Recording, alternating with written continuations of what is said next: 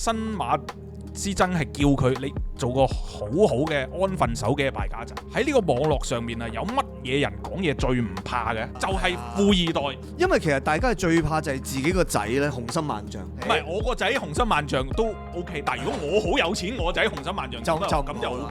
係啊，咁所以點啊？你依家諗住繼續扮窮咯喎？唔係扮窮，係真係窮。你嘢OK。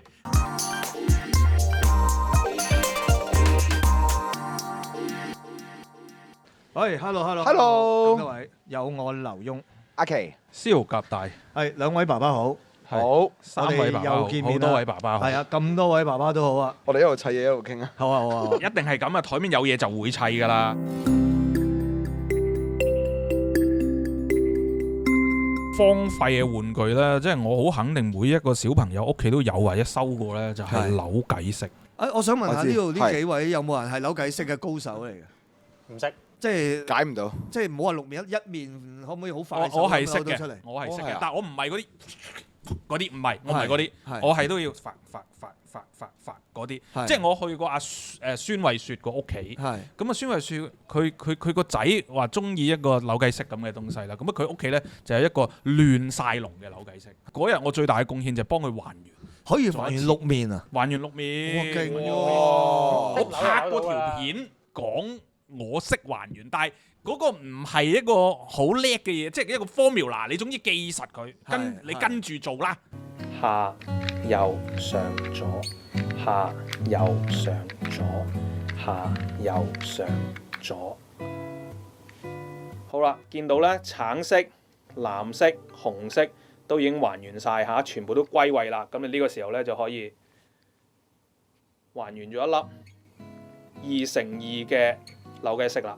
我曾經訪問過一個人啦，就喺深水埗開粉麵店嘅劉心記。呢個香港咧就成日教人扭計骰嘅個老闆，係佢直頭係帶埋啲小朋友去一啲國際嘅地方咧，40個小朋友咧同一時間扭計骰鬥快咁。咁佢亦都覺得咧係一個幾好嘅親子 formula 嚟㗎，一齊去做一樣大家未開發嘅嘢啊嘛。係同埋嗰樣嘢咧，學阿師傅話齋，其實你做得慢啲嘅啫，但係你係一定做到嘅。係你係做到嘅，哦做到啊！即係幾個 step 嘅，你只要死記係記到嘅。係。咁你有冇收過一個咧叫 IQ 棒嘅嘢咧？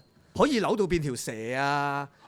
三個人係啊係，跟住可以扭變個波有啊！咁嗰啲冇所謂啊，嗰啲唔係啊，因為有收過嗰啲咧，係我自己都中意玩啊。係好得意好得意啊！你可以扭好多唔同嘅形係狀，又真係開心嘅。我嗰陣時我細個咧，我識一個朋友啦咁樣，咁佢自己就係一啲好典型嘅富二代嚟嘅，就係屋企做廠賺到錢，都有物業啊各樣嘢啊，即係你佢淨係你唔好做生意啫。即係佢就係講一樣嘅嗱，你吃喝玩樂唔好做生意，因為你知做生意可以輸好多噶嘛，係咪先？咁但係咧，佢有一樣咧，佢都迷失嘅喎。係，即係佢見到咧，你個個都咁忙，你個個都為緊自己打拼，哇！即係嗱，蘇圖你又有餐廳，你又知道自己做咩 ，Teddy 你又影相，你又好有方向，阿由你即係咁我點算佢會咧？覺得個個人去到某一個年紀，你都有方向啦，有自己想追求嘅嘢啦，係佢冇。其實佢一早追咗啦，係，係咪？即係佢出世嗰刻已經追，即係贏咗人哋咯。但係呢一樣嘢佢但係佢冇追啊嘛，過程啊佢冇嘢去 achieve 係啊，佢冇即係佢過程每一日起身嘅時候，佢反而要諗我今日點樣度過。係啊，哎呀，係啊，即係我揾咩人食飯啦，今日喺邊度飲酒啦。可唔可以介紹嚟食窮得只有錢呢啲啫。係咪應該要介紹呢啲朋友唔係嚟識下咧？呢啲朋友咧，呢啲朋友咧到最後咧，其實咧佢哋都係翻去嗰個一事無成嘅位係最好嘅。嗯，係啊，因為咧中間咧實試過咧就係想奮發啊，而係。嗰個奮發就會係突然間一年就輸咗你幾球嘢，你仲唔係講緊鄧兆尊？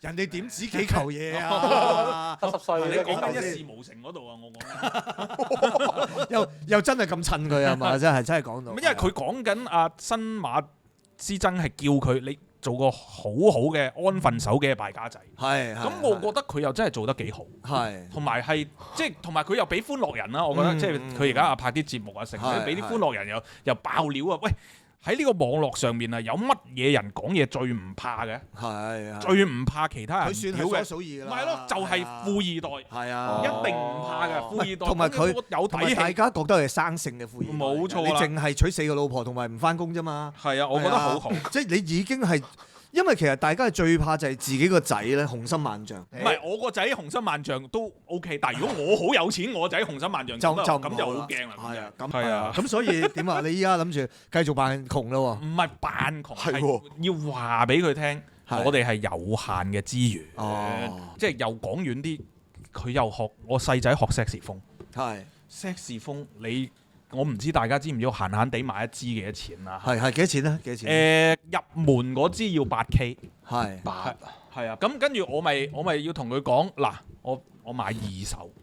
即係我揾二手，即係唔係話買唔起個一手，但係你啱啱學啊嘛，係咪？咁你咪應該玩熟支二手咯，或者去交收買個二手，咁你啊梗係有上一手㗎啦。咁我咧就要問，我就問放嗰個，有冇漏氣？因為個老師要問有冇漏，我識條毛咩？喂，有冇漏氣啊？操作係咪正常？咁原來放嗰個都唔識嘅，因為放嗰個係家長。咁跟住咧放嗰個家長就話咁啊。我叫個仔吹俾你聽啦，咁就喺地鐵站嗰度啊嘛。嗱，exactly 唔喺地鐵站，但係喺一個地鐵站出邊嘅商場，因為我覺得喺地鐵站我唔出閘呢個要求好似好苛刻啊！我唔出閘，但係要交收支吹得嘅爵士風，佢咪要喺個站嗰度示範。好啦，我就少少，我出閘，跟住就出去個出邊個站個商場嗰度。咁個仔真係喺度等我喎，即係個家長同埋個仔，跟住咧個仔真係吹，一吹成個商場都聽到，原來好大聲㗎，爵士風好大聲㗎，係啊，跟住佢吹啦，佢吹咗個 scale 度，然後蘇跟住上翻去蘇花面嚟度吹，跟住咧係全個商場都聽到，冇漏氣啦。跟住係咪有人走過嚟話我可唔可以 join 咁樣？係啦，冇漏氣，唔係嗰啲片，係有個管理員就係。有個姐就問：哎呀，呢度唔吹得啊咁樣。咁但係其實佢試嘅已經試完啦，咁我咪收翻咯。咁原來嗰個小朋友咧就11歲嘅啫，但係佢已經考咗8級啦。咁而家呢支入門咧就已經唔啱佢用啦，佢就放出嚟就自己咧就再買支就再勁啲嘅。幾多蚊啊？我覺得呢個 cycle 好好啊！將上一手個小朋友啊，又考到8級啦，11歲大你2年啫，跟住又放呢支俾你。我將呢個經歷 share 翻俾我個仔。咁佢知道原來個係咁樣嘅喎，即係唔係話 straightforward 一嚟，我就去琴行買啲全新嘅，即係好單一啊！嗱，我唔係想倒琴行嘅米，但係即係我覺得喂呢個經歷比較立體啲。同埋咧，佢可以有個證明咧，呢件物件咧係會令到另外一個人成功處理咗一件事。係啦，係證明佢係冇問題嘅，考到8級㗎。係啊，呢支爵士風可以幫你考8級㗎啦。所有嘅嘢，如果你喺玩嘅過程當中，佢覺得哇好玩喎，咁佢又想再咁，我記得咧，咁我啲親戚嚟好中意唱卡拉 OK 啦，咁啊食間唔少，我又唱下卡拉 OK 啦咁樣。咁細路咧攞住支咪又想模仿咧一齊唱啦咁樣，佢開始對啲中文字咧有啲興趣啦咁樣。咁因為佢識得讀啊嘛。係啦，而同一時間咧，佢亦識嘅歌唔多。咁喺卡拉 OK 嗰度咧，原來你係揾到國歌嚟唱嘅。咁我仔咧冇乜歌咧可以識晒唱成首，跟住唱成首，係除咗國歌，因為國歌冇辦法啦，你細細個就要識唱噶啦嘛咁樣。咁我最記得咧就係佢唱到第6次嘅時候，因為佢唱嚟唱去都係呢首，唱到第6次嘅時候咧，管理員咧就上嚟啦。跟住就敲門，佢話劉生有人投訴，我話咁唔係嘛，喂5、6點鐘啫喎，有人投訴。投訴我嘈得滯，佢唔係啊，係有人投訴你哋唱國歌啊咁樣。跟住我話因為你唱國歌佢唔可以坐低啊，你明白啊？我一坐低你又再唱，我休息唔到啊，大佬！我梗係投訴你啦。3分鐘就算啦。但係呢一個好笑啊嘛！呢一個原來咧有人係會去投訴你唱國歌，佢會講嗰國歌係應該係嚴肅，或者係一啲6點半先唱得嘅。係啊，6點9唱之前先可以唱得㗎。咁佢就覺得小朋友唔應該唱卡拉 OK 而唱國歌，感覺係像嬉戲。係啦，咁所以咧就走去投訴啦，咁樣係啊。佢唔報警好俾面啊，咪已經好俾面啊。係啊，咁我就係呢一樣嘢，我就覺得，咦係啦，即係如果你係喺一樣興趣上邊可以溜到一齊玩嘅話，即係如果你喺屋企整部卡拉 OK 嘅話，你勁唱，然後同你話一齊唱啦咁樣，因為咁樣而可以教到佢中文嘅話咧，我覺得不妨一試嘅呢個都。卡拉 OK 學中文。咁而近排啦，就係一個你有冇睇過有一單新聞咧？咪就係講一個媽咪咪喺度屌教育局話佢可以，喂有冇搞錯啊？我啲細路寫繁體㗎嘛，即係無端端依家簡體又得咁樣。係。我中學嘅時候，其實老師都俾我寫簡體字，咁我就係學咗啲最多筆畫嗰啲最煩嗰啲字學咗，咁就係嗰啲字會寫簡體咯嗰陣時。唔係因為點解咧？其實咧，當我一睇單新聞嗰陣時咧，我心係唔舒服嘅，即係因為我對繁體字係有情意結㗎嘛，即係我由細到大都係睇繁體字啦，讀繁體字啦，因為我睇過一個文章，佢寫得好好，就係如果一個愛字咧冇個心喺裏邊咧，係冇愛嘅。咁所以我第一下聽到嗰陣時咧，係因為我個人情意結咧影響咗我嘅情緒咧，我會發覺有冇搞錯唔得。咁但係我又停下來，我諗一諗嘅時候，喺我細個我讀緊中文讀緊中文小學嘅時候，我最記得就係我揀咗一間英文中學，我唔知點解嗰陣時我要揀英文中學啊。即係嗰陣時有個執迷咧，就係你揀英文中學咧，你就學到英文㗎啦。咁但係我嘅小學唔係英文小學嚟㗎嘛。咁我去到中一嘅時候咧，我就有個迷惘啦。就係我究竟我係學緊英文啦，定係我係學緊數學咧？係因為佢兩樣嘢去 mix 埋一齊噶嘛。好難嘅。係啊，咁但係嗰陣時咧冇人出過聲，會覺得英文有問題嘅喎。唔會有人投訴英文有問題噶嘛？係咪先？即係特別大家覺得你應該學啦。咁我就調翻轉諗啊，點解今日會覺得即係簡體字係有問題咧？係有問題咧咁樣。因為其中一個理據就係如果我用繁體字作答咧。咁我就寫得慢好多啦。咁你簡體咧，咁啊快好多咯喎。咁時間咧就好似唔係好公平喎咁樣。咁我再調翻轉，唔好係簡體字，係繁體字同英文嘅對決咧。咁大家又會唔會覺得，喂，寫英文快咗喎，我繁體字又慢咗喎，唔可以用英文。所以我成日覺得呢個位咧係有少少搬龍門嘅。咁而大家咧係因為情緒嘅啫。係。咁啊，但係梁振英衝出嚟喎。喂，佢直頭講啊，教不善師之惰啊！佢，即係佢話你嚟到香港係冇理由用簡體字嘅，應該要用繁體字。嗱，佢有佢嘅角度。佢話學生學習繁體字嘅進度同成績係一碼事，但學校放棄要求、放棄教學責任，則係另外一碼事。繁體字、粵語同高水平嘅英語能力，呢啲都係香港特色，係有必要保存嘅。梁振英煞有介事嘅一番言論獲得廣泛認可。如果對於我嘅小朋友嚟講，我當然我想佢一定要學好繁體字。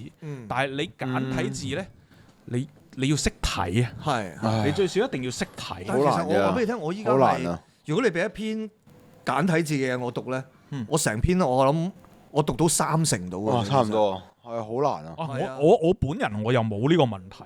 你睇得明啊？我睇得明。又或者當然啦，而家電話都有個好簡單嘅功能，就係繁轉簡轉繁，但我都唔使點用嘅，即係都會，因為我日常已經會講嘅，日常我網購都已經一定會傾到呢啲嘢。咁我又覺得喂，要識睇，你唔使識寫啊。因為呢一件新聞咧，而令到我諗翻起就係好耐之前咧，我第一次過新加坡嘅時候，我係唔明，即係我點解全部都係簡體字嘅？佢由機場餐牌所有嘢全部都係簡體字嚟嘅喎。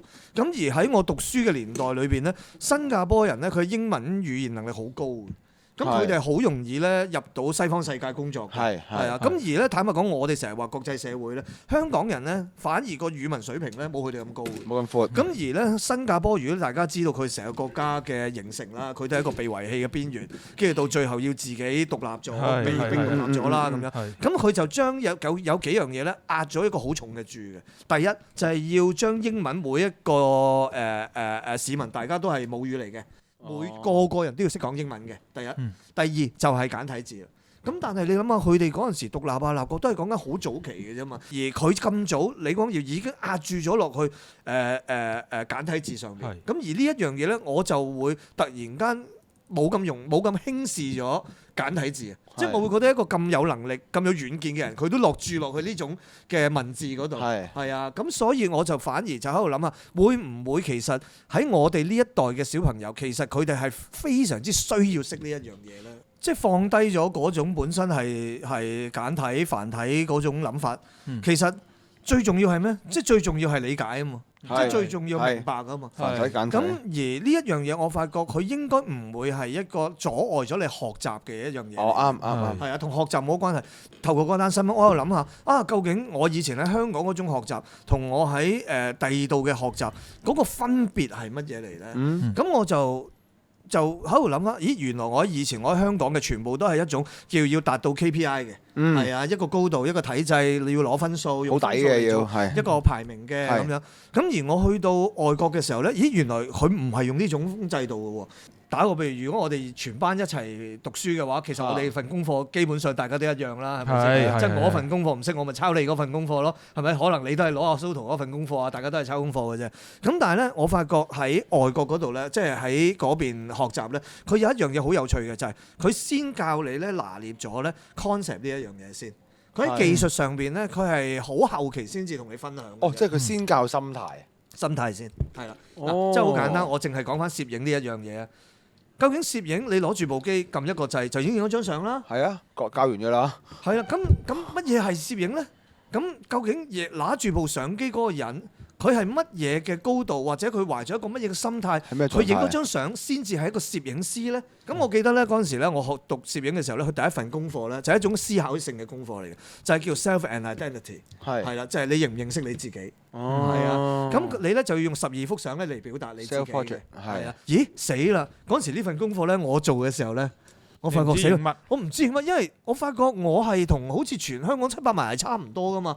即係嗰輪興牛仔褲咧，牛仔褲咯，係啊，大家唱卡拉 OK 咯，即係我哋好一窩蜂㗎，揾唔到自己喎。但係我想講咧，就係我開始嘅時候咧，我做唔到呢份功課，就係因為有難度㗎。我覺得好簡單啫，我哋香港人最叻係咩啊？就係抄功課啊嘛，係咪先？咁我咪筍5磅俾隔離嗰個鬼仔，喂攞份功課佢，點知唔得喎？跟住一睇，哦，你份功課係咁樣嘅，咁啊定啲啦，知道哦咁。跟住我再睇下 Teddy 嗰份。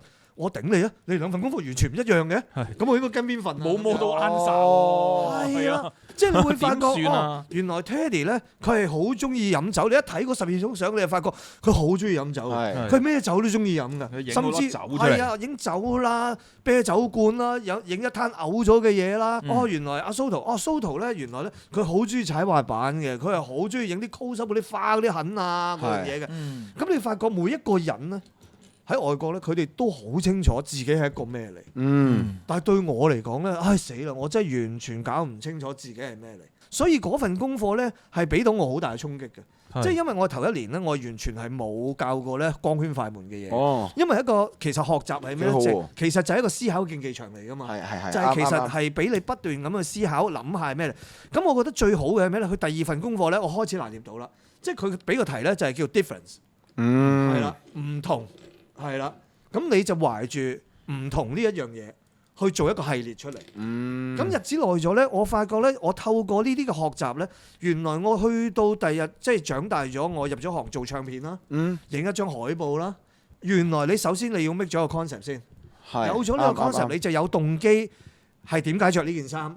你嘅動機點解打呢個燈 concept 行先？點解你要化呢個妝？因為你已經有個動機喺度啦。咁就唔係因為靚咯，幾靚咯，或者有一個 reference 抄咗佢幾靚咯，咁樣去做。咁而呢一樣嘢咧，就係影響到我今日㗎啦。諗咗個 concept 先知道有咩動機，而個動機包括啲乜嘢，然後將嗰樣嘢組成，裏邊就講品味啦。樹形圖咁樣掉落嚟。係啦，就會變咗咧，你個品味自己同自己對決啦。究竟個紅色係用乜嘢嘅紅色？睇邊隻紅？係啦，個妝究竟係化乜嘢類型嘅妝咧？咁樣。咁而呢一樣嘢，我覺得係比所謂嘅任何嘅用乜嘢嘅文字咧更加緊要嘅。即係你如果已經學到嗰個過程嘅，咁你中間嗰啲文字嘅信息，咁就係 get 到啲信息啫。咁所以我就突然間有一日喺度諗其實簡體繁體係咪真係咁重要咧？定係本身係因為我自己嘅情緒對嗰樣有情意見，而我就要諗好多理由出嚟去推搪，咁樣係唔得嘅，咁樣係唔啱嘅咁樣。咁但係如果頭先我咁樣講嘅話，其實裏邊係唔關文字事嘅喎。係啊，係唔關你用咩文字事嘅喎。同埋我亦都想講一個比較大膽少少嘅假設啊，即係個假設我就覺得係不久嘅將來啦，或者可見嘅將來啦，因為即係而家即係大陸係即係非常發達啦，係咪？咁發達咗就開始追求品味，即係我估計咧會慢慢係一啲高級啲嘅餐飲啊、機構啊、性啊，或者寫牌匾啊咁嗰啲咧，其實會慢慢用翻繁體字。